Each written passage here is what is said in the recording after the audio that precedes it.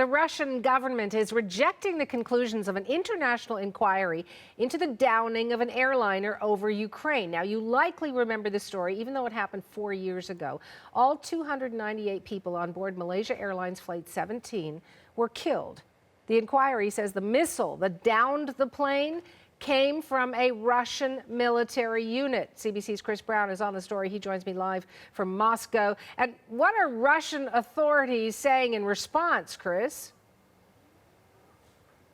Well, we're hearing the same kind of pattern of behavior that we've come to expect, frankly, from the Kremlin. Deny, deny, deny, even in the face of extremely compelling, many would say, irrefutable evidence. Today, on the basis of an official report done by 5 countries, the Australians and the Dutch governments both formally blamed Russia for the downing of MH17 and the deaths of 298 people. As well, a group of journalists, a collective that work under the name of Bellingcat, who've been almost in front of investigators in terms of this probe, they went a step further and they actually named the Russian military leader who they say brought the Buk missile and the missile launcher all the way from a Russian military base in Kursk, a couple of 100 kilometers to the launch site in eastern Ukraine. They named him as Oleg Ivanikov, who they say is a general in Russia's military intelligence. Using voice analysis and satellite imagery and all sorts of social media pictures, they actually tracked that movement right to the launch site. But in spite of that, the Kremlin is continuing to say, niet, it doesn't add up to proof for them. As well, Vladimir Putin was speaking in St. Petersburg today. He actually seemed to blame Ukraine for this, saying, well, this would never have happened if Ukraine hadn't have closed its airspace, even though they knew that there was a conflict going on. And how can Moscow deny responsibility, I'm wondering, in the face of the evidence?